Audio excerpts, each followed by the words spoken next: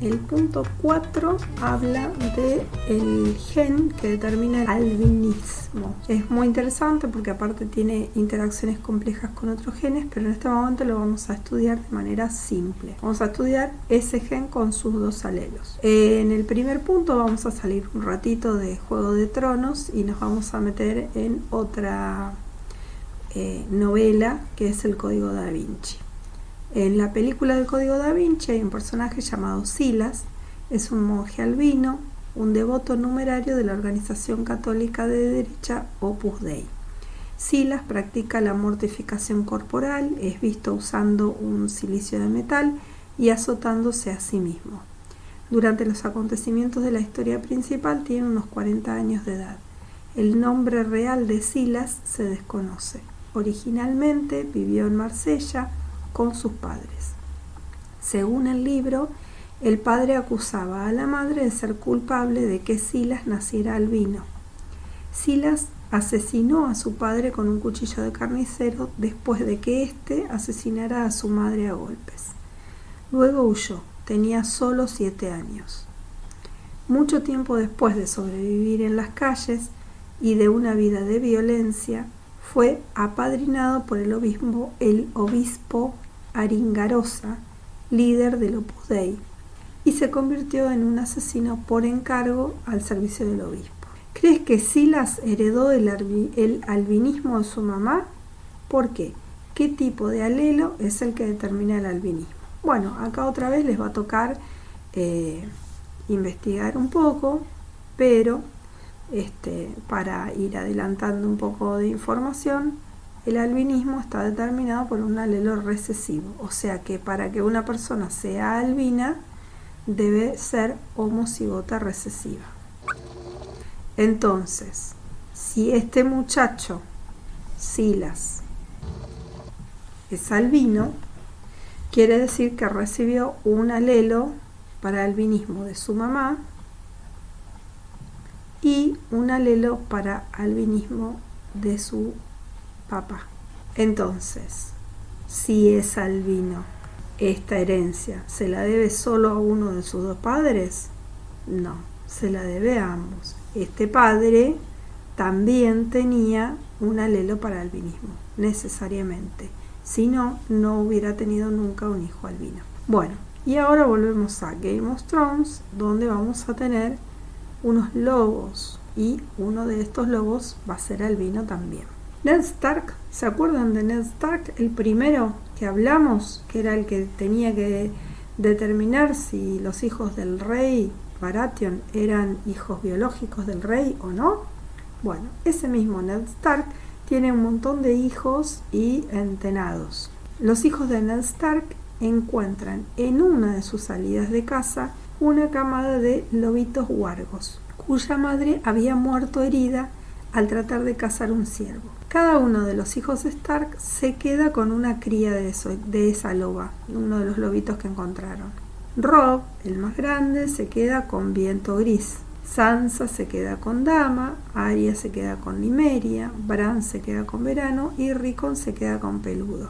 Todos tienen pelajes, todos estos lobitos tienen pelajes que varían en distintos tonos de gris o marrón. Cuando están a punto de marcharse del lugar donde han encontrado a los cachorros, Jon Snow, el hijo extramatrimonial de Ned, se vuelve porque oye ruidos y encuentra otro cachorro blanco y de ojos rojos al que bautiza como Fantasma. Fantasma es albino.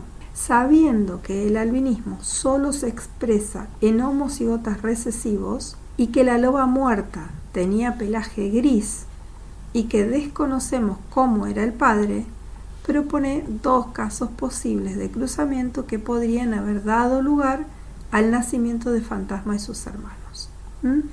Entonces, tenemos genotipos posibles de la loba, ¿sí? Tenemos una loba que es de color gris, por lo tanto no es albina, pero que tuvo un cachorro albino, por lo tanto tiene que haber tenido el alelo para albinismo. Ergo, la loba tiene que ser sí o sí heterocigota. El padre, el lobo, no sabemos si era albino o no. Puede haber sido heterocigota, en cuyo caso habrá sido de color gris, o pudo haber sido albino. Existen las dos posibilidades, al menos en teoría. Entonces, la loba sabemos que era heterocigota.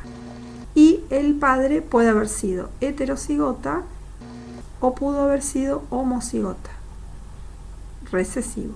Si el padre fue heterocigota, en este cruzamiento, ¿sí? Acuérdense siempre que acá ponemos lo que puede haber en las gametas, acá ponemos lo que puede haber en las gametas, y acá ponemos el resultado del cruzamiento de un determinado óvulo con un determinado espermatozoide. Entonces, un individuo que reciba un óvulo con el alelo dominante y un espermatozoide con el alelo dominante va a tener dos alelos dominantes. Un individuo que reciba un óvulo con el alelo recesivo y un espermatozoide con el alelo dominante va a ser heterocigota. Uno que reciba un óvulo con el alelo dominante y un espermatozoide con el recesivo también va a ser heterocigota. Y finalmente, el que reciba un espermatozoide con el alelo recesivo y un óvulo con el alelo recesivo va a ser homocigota recesivo. Entonces, de todos estos vamos a tener un albino y todos los demás fenotípicamente van a ser normales. Un individuo que reciba un óvulo con el alelo dominante y un espermatozoide con el alelo recesivo va a ser heterocigota. Uno que reciba este óvulo con un alelo recesivo y este espermatozoide con un alelo recesivo va a ser homocigota recesivo. Acá tenemos el dominante, recesivo, y acá tenemos recesivo y recesivo. Con lo cual vamos a tener la mitad de la descendencia que va a ser albina y la otra mitad de la descendencia que va a ser normal, de pelaje normal.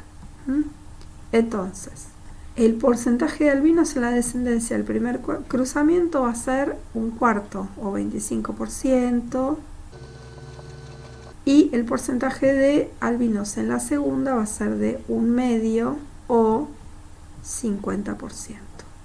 En función de estas proporciones, de estos resultados, vamos a responder esta última pregunta. ¿Cuál de los dos casos crees que es más probable y por qué? Sabemos que esta loba había tenido un viento gris, era uno de sus hijos, dama era otra, nimeria era otra, verano era otro y peludo era otro, ¿sí? Había tenido 5 cachorros de color normal y solo uno albino.